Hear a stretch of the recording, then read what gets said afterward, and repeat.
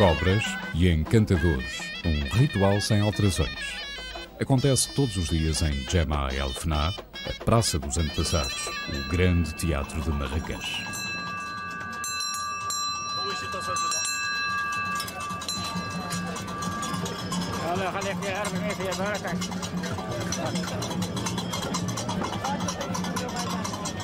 Assim se vive em Jemaa El Fna, por entre olhares velados, lançados no meio da multidão. Adivinham-se as poucas novidades. Tudo se passa aqui da mesma maneira há séculos. Até as histórias contadas pelo Aiki. Entre todas elas, há uma que fala de Al-Mutamid, príncipe andaluz, do almorávida Tashfin e do cristão Afonso VI. Em nome de Deus, o Clemente, é essa a história que nos vai narrar Mohamed Bariz, contador oficial da história que nunca é escrita. وسيما أسياد ملكهم المعتمد ومجرى مع يوسف ابن تاشفين. لكن الرهيب ما عرف في الحقيقة التفسير. قال له عجني يا مولاي بعض أيام نجيب لك التفسير ديال هذه الرؤيا. ولكن أول ما راح لعند عالم من العلماء المسلمين في بلاد الأندلس وحكى له بأنه الرؤيا. نادى هذا العالم قال له شكون اللي حلم هذه الحلمة؟ قال لي الرهيب أنا. قال له لا. A história de Al-Mutamid, Tashfin e Afonso VI começou longe daqui, do outro lado do mar, no século XI, em terras do Al-Andalus. Na sequência da queda do Califado de Córdoba, parte da Península Ibérica tinha-se dividido em taifas, pequenos reinos. Em cada uma delas mandava um senhor muçulmano. Na altura, a mais importante dessas taifas era Sevilha, Isbília, em árabe. Nela reinava Al-Mutamid ibn Abad, que herdou o poder do pai. Al-Mutamid não era o filho destinado à governação, mas o destino assim decidiu. Subiu ao trono de Sevilha, embora preferisse talvez as artes do amor e da poesia, em vez do fardo do poder. Ibn Abad era poeta.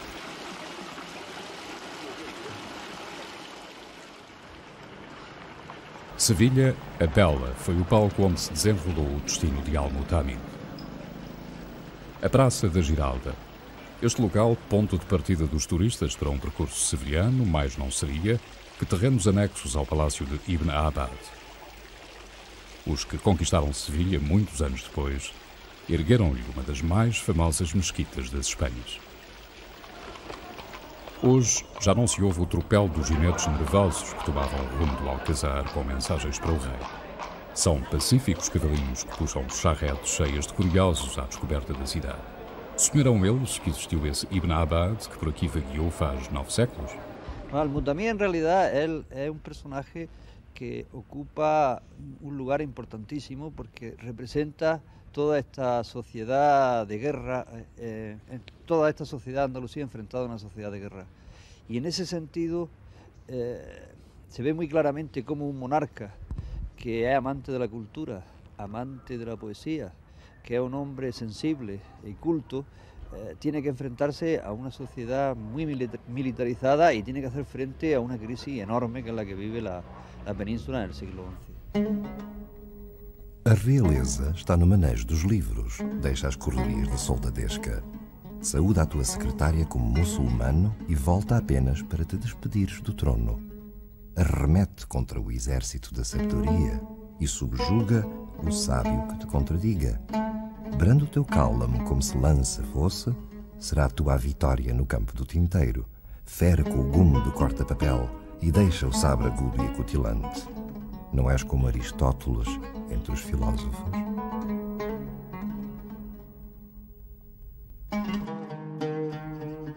O nascimento de Al-Mutamid está perdido num passado muito nebuloso, de que se sabe pouco.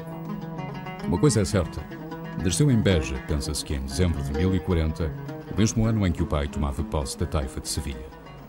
Filho de rei, Al-Mutamid teve, como seria normal, uma infância protegida num dos haréns do pai, até que a puberdade o libertou das mãos femininas para lançá-lo no mundo dos homens. Esses primeiros anos pertencerão a Beja, ao tempo uma cidade ainda importante, uma importância herdada da Pax Julia Romana. Já se perdeu há muito a Beja Moura de Ibn Abad. Outras histórias se seguirão e a cidade dá-se melhor com a fama de terra das desditas de Suror Mariana Alcoforado do que como berço de Al-Mutamid. A moraria mantém escondida atrás da cal branca memórias da taipa e das abobadilhas, mas já se esqueceu do almagre e da oca substituídas pelas tinturas mais modernas.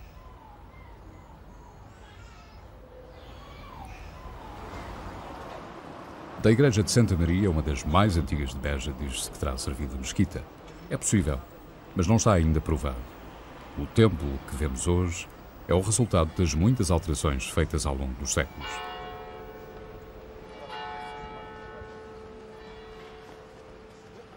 O relógio marca um tempo já muito recente.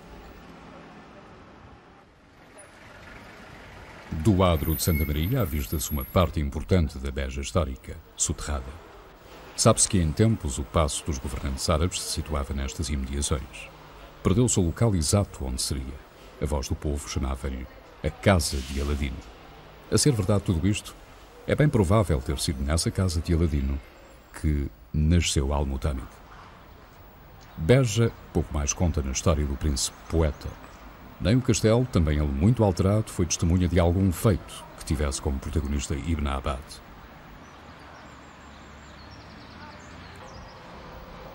Deixemos Beja, o castelo e a torre de menagem, onde muitos presos aguardaram que fosse cumprida a pena que os sentenciava à morte.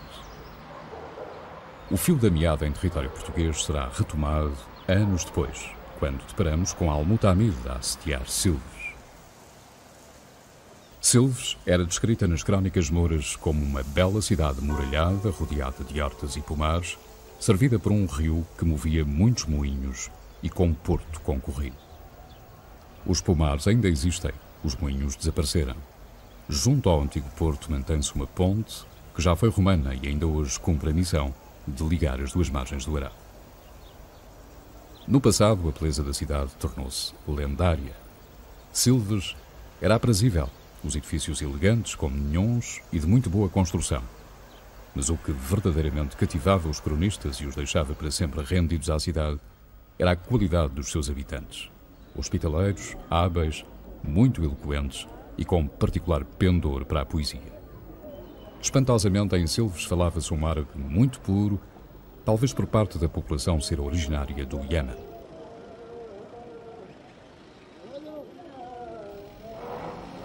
Quando se começou a erguer a Sé Antiga, provavelmente no século XIII, já os cristãos mandavam na cidade. Nas casas de Silves ainda mandariam os velhos hábitos mouros, por muito tempo. Terra cobiçada, porta do Algarve que os cristãos queriam franquear, Silves acostumou-se aos assédios. Foi tomada 2 vezes com muita perda de vidas e bens. Em 1189 já pertencia à coroa portuguesa em nome de El-Rei Dom Sancho II. Pouco tempo depois foi retomada pelos muçulmanos, mas a decadência já era visível. A pressão do norte aumentava cada vez mais, avançava a reconquista. Os mouros eram passados pelo fio das espadas cristãs. O castelo de Silves era a presa apetecida. A sua conquista significava o domínio de uma imensidão de terras à volta. Neste local sempre houve uma fortificação para proteger casas e moradores e dissuadir eventuais ambições de recém-chegados. Não se sabe quando foram alinhadas as primeiras pedras, mas já era castelo no tempo romano.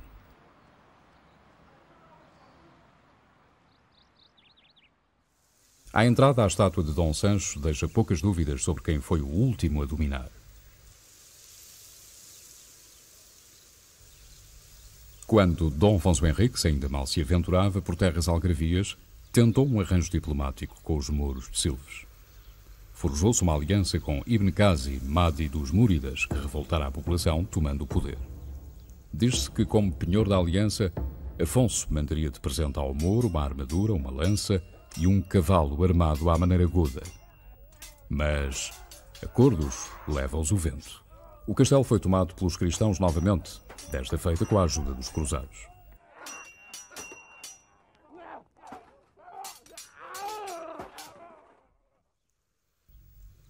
Mas muito antes destes acontecimentos, o príncipe Al-Mutamid governou a terra e foi senhor do castelo. As ruínas do que se supõe ter sido o seu alcazar só começaram a ser descobertas há cerca de 20 anos. Aqui se situaria, portanto, o Palácio das Varandas, cantado em verso por poetas, entre os quais o próprio Al-Mutanid.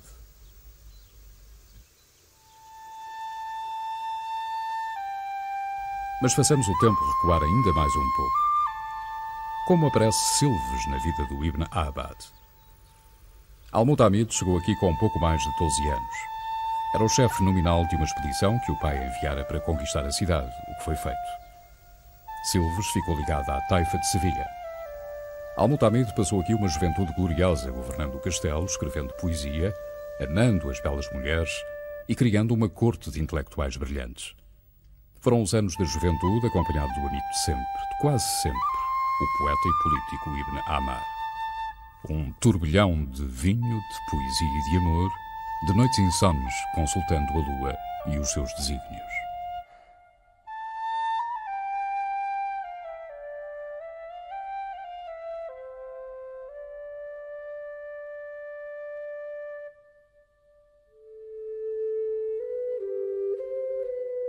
Mas não só na poesia é recordado o passado de Silves.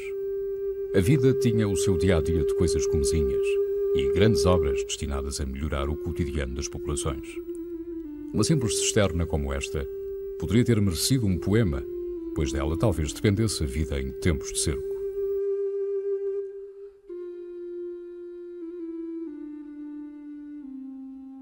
Hoje, peças de museu, estes objetos fizeram parte da vida de Silves há 9 séculos.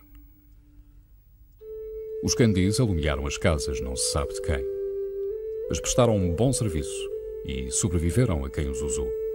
Vestígios de vidas sem história, ou cujas histórias jamais saberemos.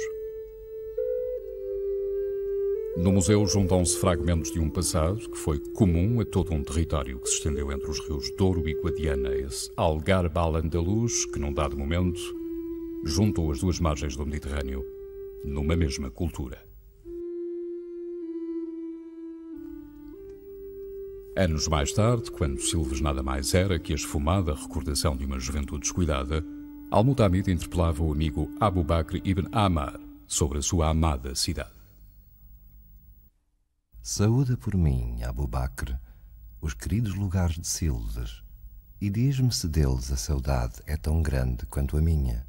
Saúda o palácio dos balcões, da parte de quem nunca o esqueceu, morada de leões e de gazelas, salas e sombras, onde eu doce refúgio encontrava entre ancas opulentas e tão estreitas cinturas.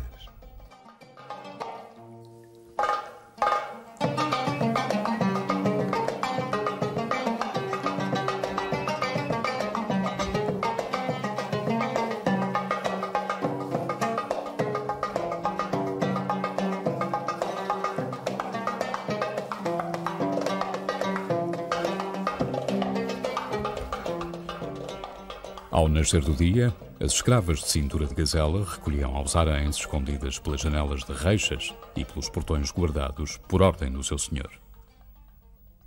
As escravas que nós ligamos à palavra escravo uma situação de dependência absoluta. Eram escravas que eram disputadas a peso de ouro. Há uma escrava famosa, que é a escrava de Alquinane, que sabia tudo. Sabia poesia, sabia esgrimia, portanto esgrima. Quer dizer, tinha todas as artes possíveis e imaginárias e eram disputadas para os grandes serões noturnos dos senhores. Uma outra grande escrava também foi a mulher do Al-Mutanid, a Rumaiquia, que era a escrava da Rumaique, intimada Rumaiquia. Rumaiquia foi o mais perene dos amores de Al-Mutanid. Musa, mãe dos filhos do príncipe e companheira de versos. Diz-se, aliás, que foi a poesia que os aproximou. Numa das deambulações com Ibn Ammar, Al-Mutanid desafiou o amigo a terminar um verso. Mais rápida, Rumaiquia concluiu a composição com todo o brilho. Esse episódio do verso, se teria passado nas margens do Arade ou do Guadalquivir, hoje não há dúvida que terá passado no Algarve, nas margens do rio Arade, e não sabemos muito. Nós não sabemos, inclusivamente, uma coisa que é talvez até tão importante como essa, ou até mais importante. Sobre a mãe do Al-Mutamid nós não sabemos quase nada. Sabemos que o Al-Mutamid nasceu em Beja, sabemos que a mãe dele que era de Beja, que seria possivelmente uma berbere de Beja, mas não sabemos nada, não sabemos de facto mais nada. Quando partiu de Silves para reinar em Sevilha, Al-Mutamid deixou Ibn Ammar como governador. Se Rumaikia representava o amor eterno, Ibn Ammar era o amigo inseparável. Mas a história entre os dois não teve um final feliz. O poeta Ibn Ammar morreu às mãos do amigo e protetor. Al-Mutamid também teve os seus momentos de cólera. Ibn Abbad n'était pas un homme toujours doux. Il a montré à plusieurs reprises qu'il pouvait être violent. Il l'a montré ailleurs. Et le paroxysme de cette violence s'est traduit par l'assassinat de ses propres mains de son meilleur ami, le poète Ibn Ammar. Diz a tradição que Al-Mutamid mandou enterrar Ibn Ammar junto a uma das portas do Palácio de Sevilha, para estar perto dele. Os palácios de Sevilha foram testemunhas mudas da chegada de um novo senhor, Al-Mutamid. A cidade era esplendorosa, rivalizava com a bela Córdoba dos tempos califais.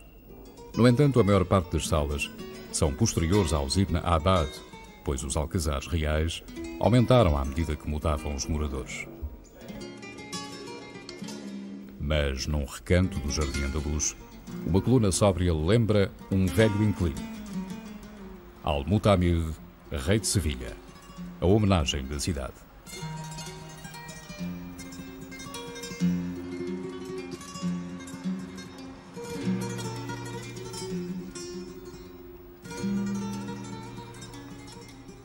A quilómetros de Sevilha, assente na Colina Vermelha, a cidadela do Alhambra parece ser eterna. Refúgio e símbolo de poder, viu passar reis e dinastias ao longo de 10 séculos. Foi sede do último reino muçulmano da península. No seu caminho para a Andaluzia, Fernando e Isabel, os reis católicos, conseguiram desbaratar todas as resistências mouras. Granada vergou o joelho no ano de 1492. Mas esses acontecimentos passaram-se muito depois de Al-Mutamid. Quando vivia o rei poeta, os muçulmanos ainda dominavam.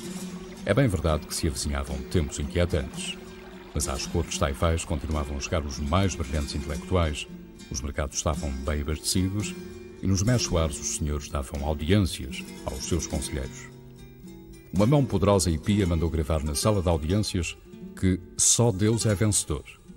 A par de Sevilha, Granada foi uma taifa importante no Al-Andalus e nela reinou a dinastia dos Ziris. A vista de Alhambra, alimento para os olhos e elevação das almas, no dizer de um poeta apaixonado pelo lugar.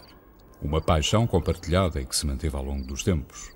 Ao fim do dia, enchem-se as varandas do bairro de Alpayacin de gente que quer ver nascer a lua, mais uma vez, nos céus de Granada.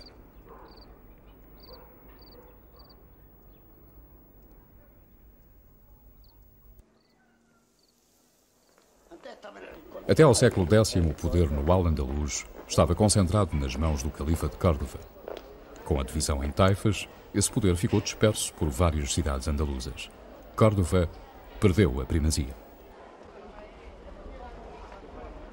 No entanto, a mesquita de Córdoba é ainda hoje testemunha da força e da riqueza do califado e do poder do Islão na Ibéria.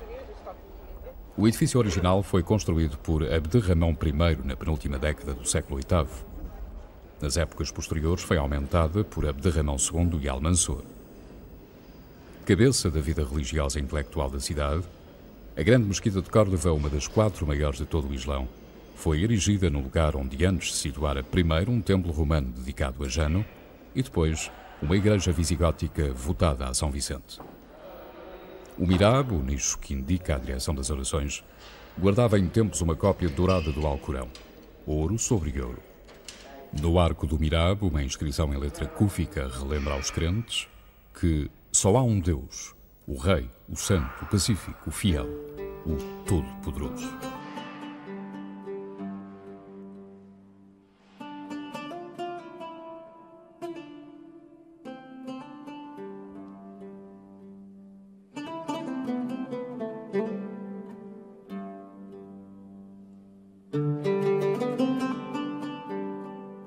Uma floresta de colunas de mármore, arcos em ferradura, lavores e arabescos, alternância cromática de estilos, de épocas e de credos, eis a Mesquita de Córdoba.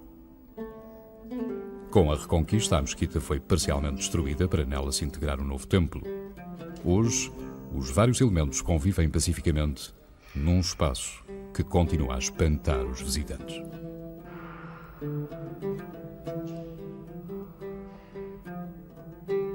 Se Córdoba era conhecida como o ornamento do mundo, a mesquita era o mais belo ornamento de Córdoba.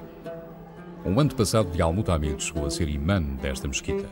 Isso aconteceu antes dos Ibn Abbad voltarem em armas para submeter Córdoba a Sevilha.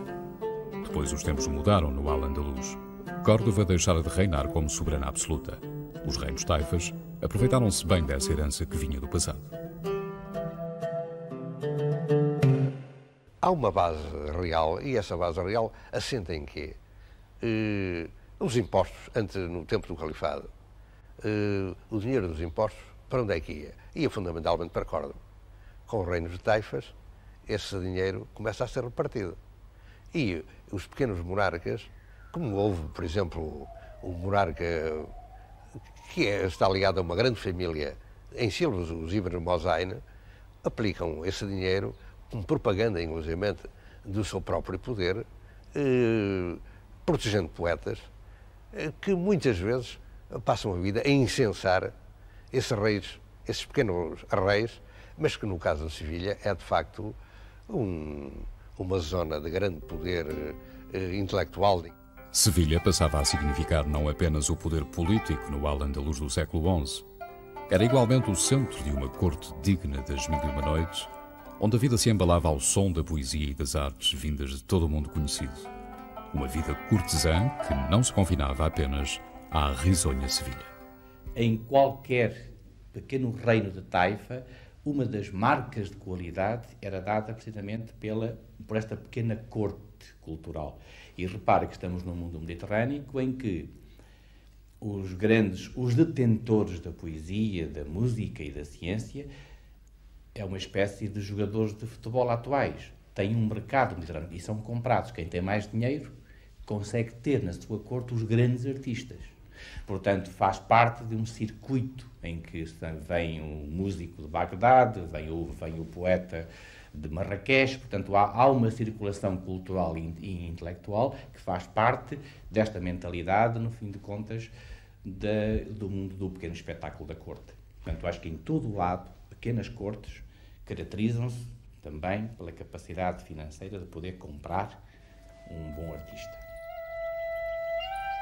Os bons artistas circulavam com toda a facilidade pelo Al-Andalus.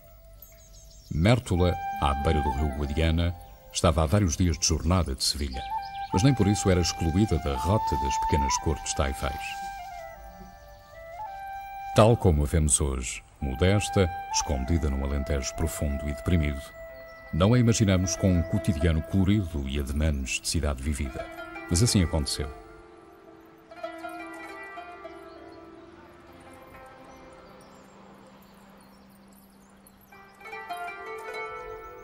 Onde hoje se reza a Cristo crucificado, os crentes de outrora fizeram as 5 preces.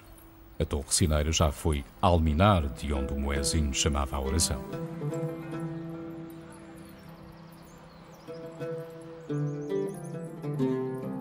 Mértola está ligada aos Ibn Abbad de uma forma trágica. Um dos filhos de Al-Mutamid era governador do castelo quando vieram os almorávidas. Quis defender a praça, mas uma carta do pai pedia-lhe que não resistisse. Foi morto sem piedade. O caso passou-se no final do século XI, quando Sevilha já perdera o esplendor e Al-Mutamid, humilhado, deixava o palácio a caminho do exílio. Mas sigamos por enquanto Al-Mutamid em direção à fama, longe ainda da derrota. Quando tomou posse de Sevilha, o rei tinha 29 anos e avizinhavam-se grandes mudanças. Não que entre as paredes dos alcazares reais a vida até então fosse triste e enfadonha. Já no tempo do pai, que era guerreiro, mas também cultivava a poesia, estas paredes ouviram cânticos de amor e filósofos que interpretavam o mundo. Mas com Al-Mutamid, tudo ganhou um novo brilho. Pois não era o próprio rei um homem de prazeres que não receava entrar em disputa com os melhores poetas da corte sobre essas teias complicadas da alma e do destino? Os salões enchiam-se. O sol escondia-se atrás das cúpulas de ouro cujos reflexos ofuscavam as estrelas da noite. Os melhores artífices do Al-Andalus esforçavam-se por construir espaços dignos de califas. Os poetas que visitavam Al-Mutamid falaram desse palácio El Mubarak, o bendito, que só de ver trazia bênçãos aos olhos.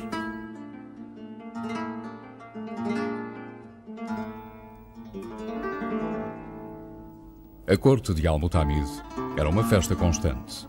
Fazia parte do percurso dos intelectuais e artistas que viajavam nas margens deste mundo especial em que se transformara o Mediterrâneo.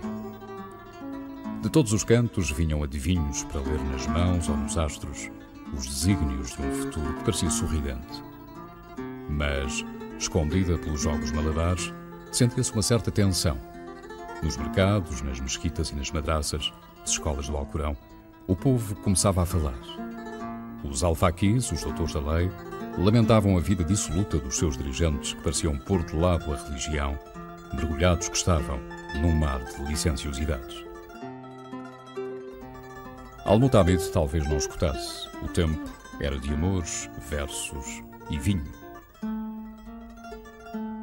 Eu só quero que me fales de cantigas e de vinho. Deixa lá, tu não te rales. Deus perdoa o descaminho.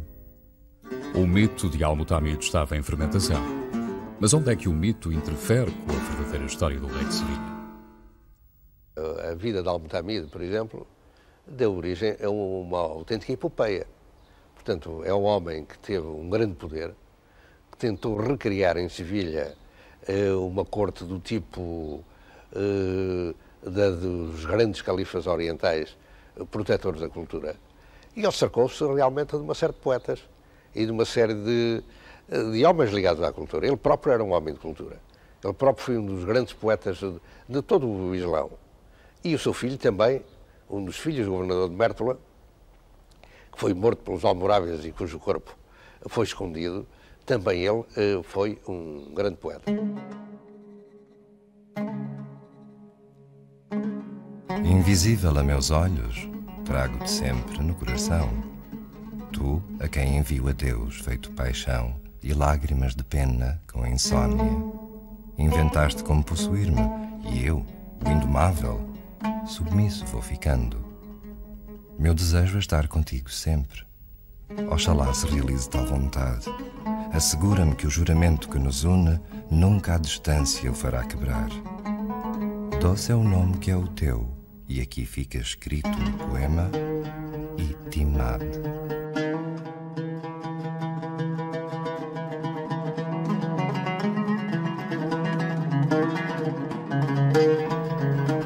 A poesia, mas também a política. As circunstâncias não deixavam que fosse de outro modo. Entre as duas, dividia-se o coração. Al-Mutamid não tinha verdadeiramente o gosto da governação. Ele era mais um poeta do que um político. Eu diria mesmo que Al-Mutamid só foi um grande político, digamos, na vertente cultural. O Al-Andalus luzia pelos palácios, pelo êxito dos negócios. Mas apesar dos versos e do elogio da vida leve, Al-Mutamid teve de enfrentar um tempo difícil. Tuvo que ser un político y era un poeta. Es decir, no pudo dejar de ser un político porque es que hubiera desaparecido instantáneamente. Tuvo que apoyarse u obedecer a Alfonso VI de un lado, tuvo que apoyarse o traer a los almorávides de otro, pero al mismo tiempo era un hombre de cultura, no era un hombre estrictamente un hombre de guerra ni un hombre de política. Em torno do Al-Andalus apertava-se o cerco da guerra. Para salvaguardar o reino, o príncipe poeta teve de estabelecer compromissos. Era uma questão de sobrevivência. A norte, os príncipes cristãos queriam expandir-se para sul, conquistando terras e almas. Definiam alianças e preitos de vassalagem, exigiam tributos. Os cofres esgotavam-se do ouro que ia parar às cidades da cristandade.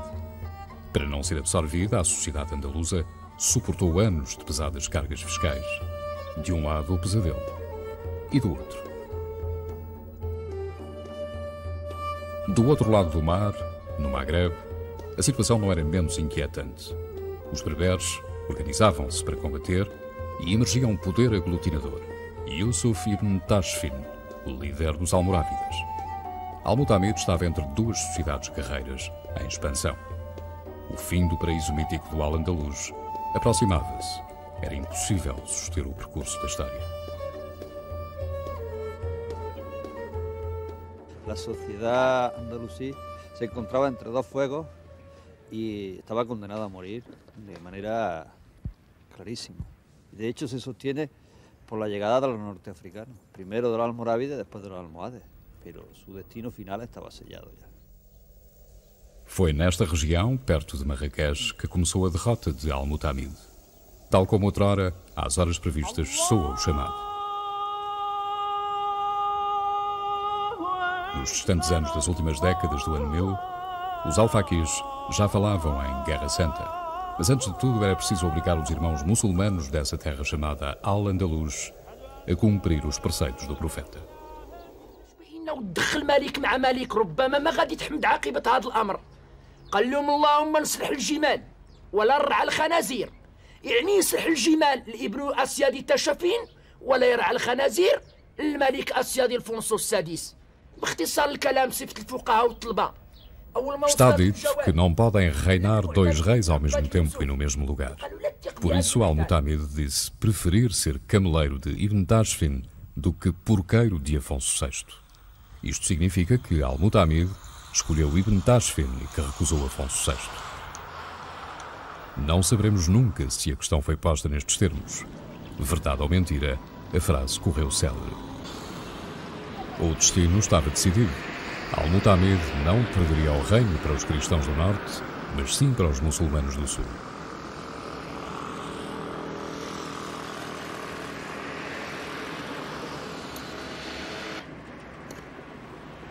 A nossa história atravessou o Estreito de Tarik e prossegue agora em Marrocos, na cidade imperial de Marrakech. Marrakech nasceu também com um destino.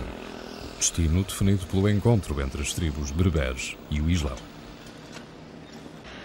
A região tornou-se encruzilhada entre o norte e o sul marroquino, ponto de chegada das caravanas vindas do Sará, centro distribuidor das mercadorias em trânsito para as cidades costeiras.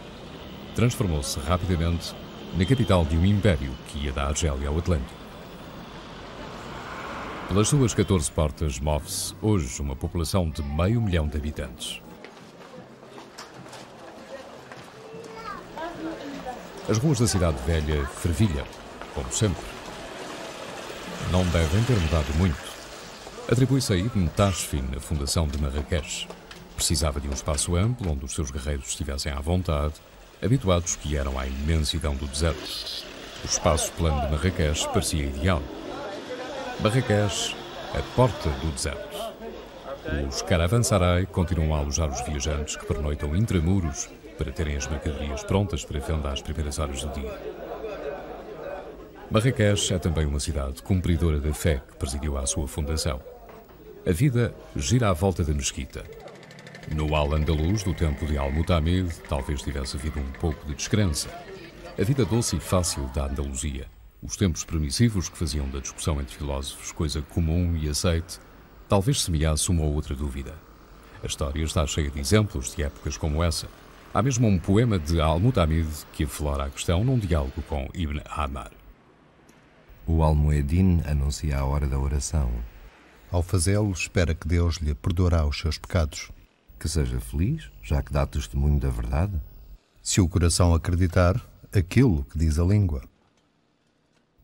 Aquelas folias, aquelas noites com o copo, aquelas noites com as mulheres e os homens, portanto, em que o amor jogava de facto à cabra cega, eram reais. E os alfaquis consideravam essa sociedade, portanto, uma sociedade ímpia, doente, e os almorávides têm o seu apoio nessa gente, mas rapidamente o perdem. A períodos de abrandamento nas fés, sucedem-se outros de grande religiosidade. Também está escrito. Mas nada de enganos. O século XI de Al-Mutamid não previa ainda o conceito de laico para opor a religioso, tal como o pensamos hoje. Era impossível não ter religião. Al-Mutamid era um crente que cumpria as suas obrigações, pois se terá chegado a afirmar aos quatro ventos que não queria que a posteridade o acusasse de ter sido o responsável por o Al-Andalus ter tornado proa de infiéis, que não queria ver o seu próprio nome amaldiçoado nas mesquitas de todo o Islão. Quem poderia acreditar que Al-Mutamid fosse um mau muçulmano? Il n'a pas été, à ma connaissance, dit dans les livres anciens de témoignages sur Al-Mutamid qu'il n'était pas un bon musulman. Ça, c'est historiquement sûr. Peut-être comme les autres princes d'ici, de l'Andalousie ou de l'Orient, parfois consommait-il du vin ou quelque chose comme ça. Mais ça ne va pas au-delà de cette action, qui était d'ailleurs, contrairement à ce qu'on croit, acceptée. Hein, puisque les poètes chantaient le vin partout. Mais bon musulman, il l'était, il n'y a aucun doute. Et ce qui a peut-être poussé les gens à parler par la suite, bon ou pas bon musulman, ce sont ces alliances, peut-être avec le chrétien, avec la Castille. Mais ça, c'est une affaire politique qui n'a rien à voir avec la religion. O alminar da mesquita vigia a paisagem. Mesmo no souk, o coração comercial das cidades, a religião está sempre presente.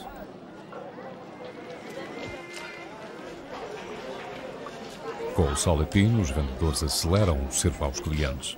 Ninguém quer ficar com mercadoria por vender.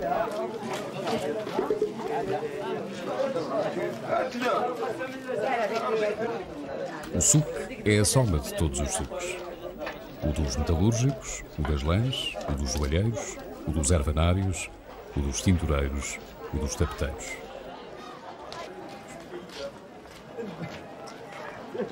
Caminha-se por entre tendas e vendedores, por entre compradores experimentados ou neófitos ignorantes da arte da compra e venda, porque há táticas e rituais que devem ser respeitados por quem compra e por quem vende.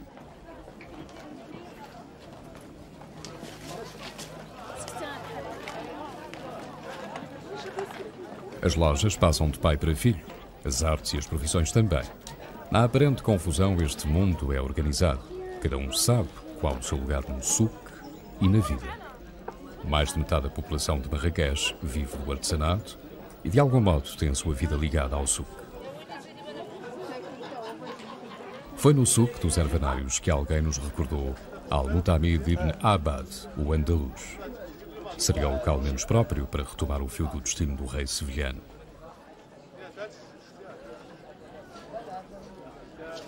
Mas entre pós, ervas, flores do deserto e pedras milagrosas, alguém disse um nome familiar. Afinal, Marrocos representou o epílogo da história começada em Sevilha. Dizem os teóricos que foi aqui que Al-Mutamid escreveu a sua poesia mais sentida. Abderrahman é ervanário por causa do pai e licenciado em literaturas árabes por escolha pessoal.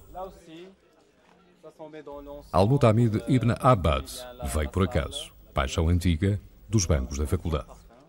La chose qui m'approche de la paix, c'est quelque chose qui ne se concilie pas, qui n'est pas harmonieux dans l'histoire, c'est-à-dire dans l'histoire entre deux tendances qui ne se concilient pas, c'est-à-dire l'autorité et le savoir, c'est-à-dire la relation harmonieuse, c'est rare dans l'histoire entre l'intellectuel et l'autorité. Quando chegou a Marrakech, Al-Mutamid deixara o reino em ruínas. Viera como derrotado para os domínios do seu vencedor. Era terra de muçulmanos. Pelo lado da religião, nada haveria a temer. Tashfin e Ibn Abad pertenciam ao mesmo culto. Nada os separava nessa guerra.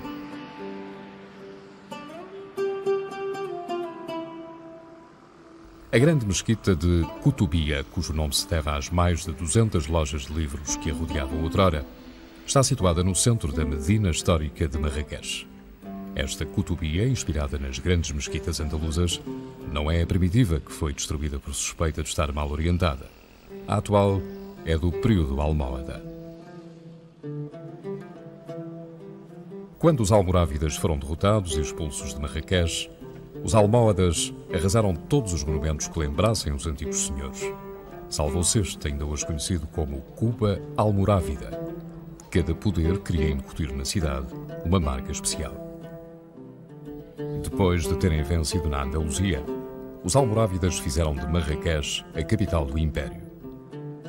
Na península ficavam os governadores, os exércitos e as cidades vencidas, Málaga, Granada, Córdoba e Sevilha. Mas o emir dos crentes, Ibn Tashfin, regressava à sua tenda de nómada.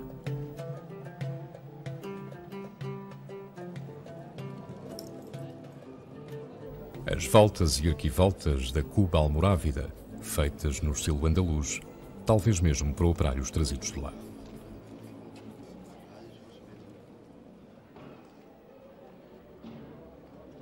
On a souvent opposé, peut-être pas tout à fait à juste titre, un Maroc conquérant et un peu rustre, ces Sahariens voilés qui partent du Sahara et vont à la conquête du Nord, à un milieu andalou très raffiné, mais quand même décadent. La rencontre des deux se terminera par une espèce de drame qui ressemble beaucoup à une pièce de théâtre tragique. Uma guerra susteve a outra. Os cristãos de Afonso VI não entraram nos palácios dourados de Sevilha enquanto Al-Mutamid presidiu aos destinos da Taifa. Mas, para não deixar cair Sevilha, foi preciso chamar os bereberes. Não que Al-Mutamid se furtasse aos combates ou fosse um reizinho nédio e indolente, apenas à vontade no aconchego dos coxins de seda. Os cronistas de todas as proveniências dão-no como um bom soldado, valente, digno de atos de heroísmo em combate, quando a isso foi chamado. Contam que, numa batalha, o cavalo de Al-Mutamid foi ferido mortalmente, deitando o cavaleiro por terra. Desistiu o rei? Não. Montou outro cavalo e continuou a luta ao lado dos seus lugares-tenentes. Aliás, como poderia ele ter sido um fraco, se conquistou um grande território que englobava, além de Córdoba, o Elva, Algeciras, Múrcia, uma grande parte do Alentejo e o Algarve.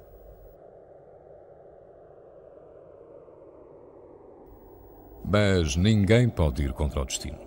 Lá longe, os almorávidas já tinham iniciado a sua marcha vencedora. Habituados à vida dura do deserto, disciplinados, parcos nas necessidades saciadas facilmente com tâmaras e leite de camela, assim eram os guerreiros de Ibn Tashfin, uma tropa ágil e motivada para cumprir a missão. Ardorosos defensores do Islão, os almorávidas vieram em auxílio dos muçulmanos da Andaluzia para ajudar a derrotar Afonso VI. O próprio Al-Mutamid o chamara por 3 vezes. À terceira, Ibn Tashfin compreendeu que tinha de assentar arraiais na península, porque os príncipes das taifas não se conseguiam entender para dar conta dos exércitos cristãos. Creo que el final de los taifas efectivamente significa una ruptura clara con respecto a los periodos anteriores. A partir de la llegada de los almorávides, lo que se percibe es la hegemonía del norte de África sobre Al-Ándalus. Um tempo de mudança. Por toda a península, os senhores já não vigiavam o Moro do alto das ameias dos castelos, nem lhes bastava tê-lo como seu tributário. Atreviam-se por terras sarracenas, devastavam-lhes os reinos.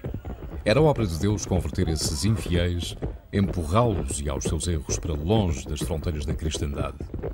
Para melhor servir a Deus, nem sequer era necessário partir para a Terra Santa. Podiam ser cruzados, quase, à porta de casa.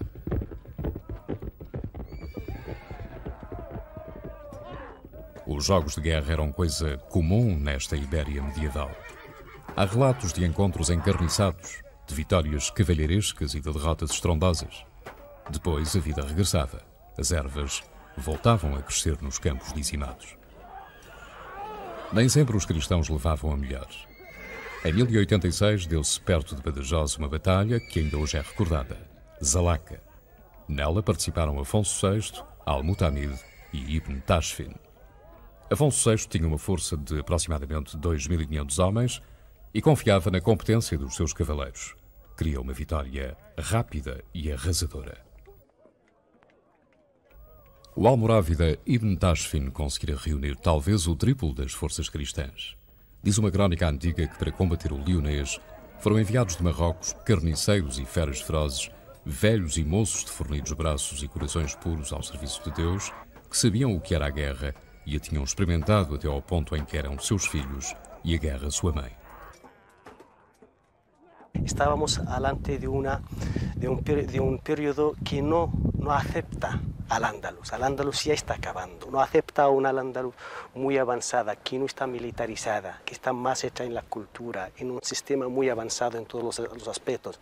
Entonces había ya esa corriente y como reacción es normal que habrá una otra reacción para parar este movimiento. Y había este choque. El choque ha sido aquí, en Al-Ándalus, entre esta mentalidad cristiana que no aceptaba todo lo que es esa riqueza anterior, ese corriente almorávide que quería parar.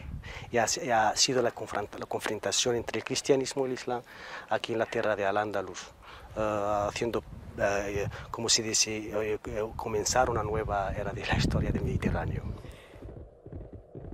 No princípio, os andaluzes olharam os almorávidas com algum desprezo. Se era verdade serem irmãos na religião, também era verdade que eram rudes, mal adornados, falavam de maneira diferente, uma lástima, mas tinham bons cavalos e belas adargas. Para o momento, só isso interessava. E o futuro? Ces Almoravides austères qui venaient du sud, très rigoureux, très moralistes, etc. Pendant la première période, il y a eu, si vous voulez, une ambiance austère, une ambiance dure, sévère, où la poésie a eu beaucoup à souffrir, où les poètes ont eu beaucoup à souffrir. Mais la deuxième génération, c'est-à-dire tous les descendants des Almoravides qui sont nés en Andalousie, et ben, à leur tour, ils se sont andalousés, si j'ose dire, et ils ont trouvé que quand même la vie avait d'autres côtés plus agréables, et se sont devenus aussi, à leur tour, de grands jouisseurs, des gens qui aimaient les plaisirs, etc. Si bien que les Almohades, après, sont venus les accuser des mêmes mots que les ancêtres almoravides avaient accusé les princes de Taïfas, et donc ils ont fait aussi la conquête de l'Andalousie à leur tour. Conta-se que dia, em terras do Al-Andalus, uma partida de xadrez evitou uma batalha. Foram intervenientes nesse jogo Afonso VI de Castela e Ibn Amar, amigo e vizir de Al-Mutamid, mais tarde caído em desgraça. Mas a política na Península deixará muito de ser um jogo de cavalheiros com regras polidas. A diplomacia, agora, jogava-se na ponta do alfange. O refinado Al-Mutamid e o rústico Ibn Tashfin não eram azeite do mesmo pote, mas um seria o bem e outro o mal? La réalité historique est que Ibn Abbad et Ibn Tashfin se sont alliés.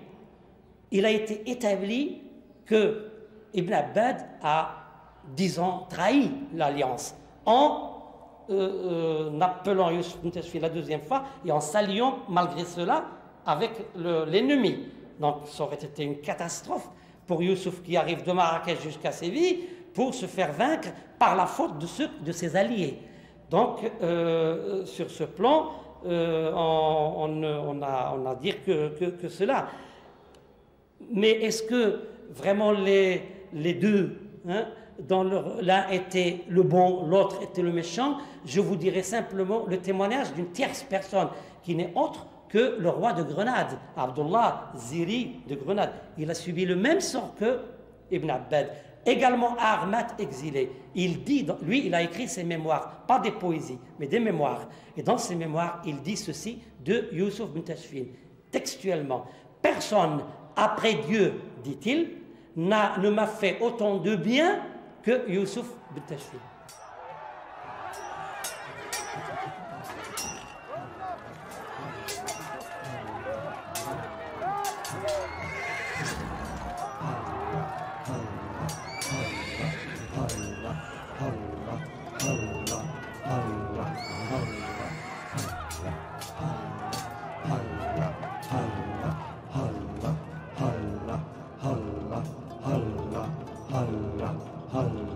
قالت لقد هن هنا مولاي أين جاهنا قلت لها Disse-me ela, eis-nos aqui, meu senhor, tão humilhados.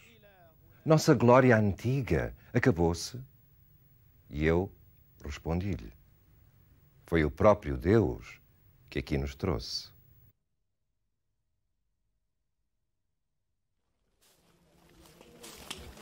Agmat, em dia de feira semanal. De todas as aldeias em redor chegam as cargas no dorso de burrinhos cinzentos e castanhos que são parqueados nos locais habituais à entrada da aldeia.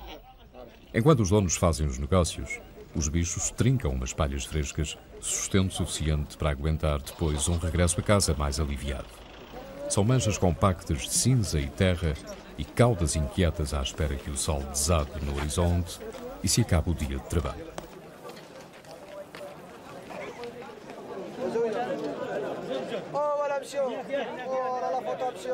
As transações prendem-se com o cotidiano, com as necessidades básicas dos moradores de Agmat e arredores. Aproveita-se o dia da feira para pôr em ordem o que parece não ter conserto.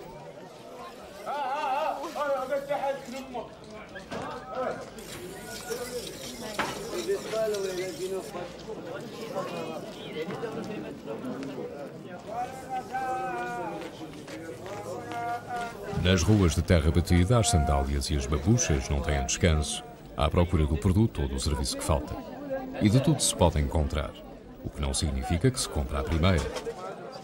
É costume e de bom governo apreciar bem antes de comprar. Falar, ouvir, discutir, negociar.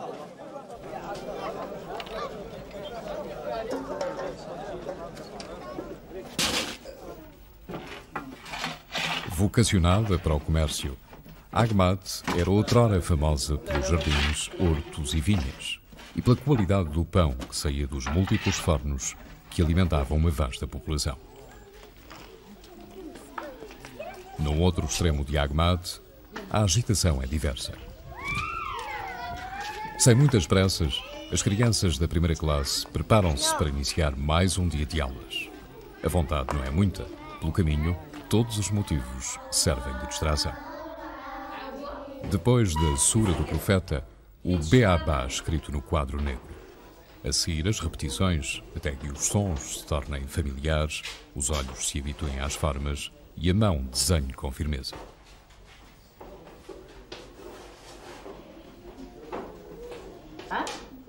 Ainda vão nas primeiras letras. É cedo para aprenderem alguma coisa sobre um poeta antigo cuja última morada fica a meia dúzia de passos do lugar da escola. Bye bye, adeus, obrigado pela visita. A canção ritmada e a despedida aos forasteiros tornam a aula mais animada. Mas as músicas misturam-se, a das crianças e a dos pais.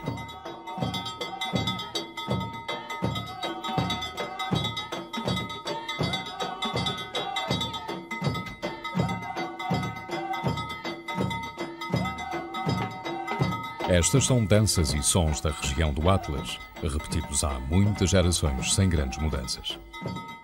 O grupo de danças de Agmat é composto por cidadãos da terra que, por momentos, esquecem os seus afazeres normais. Atuam sempre em festas ou representações da aldeia.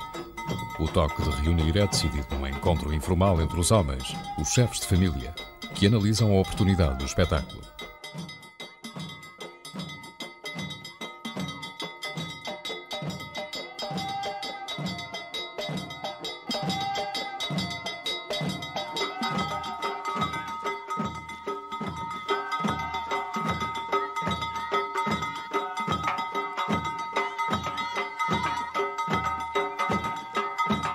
A lenga-lenga pode durar várias horas sem que os bailadores se mostrem fatigados.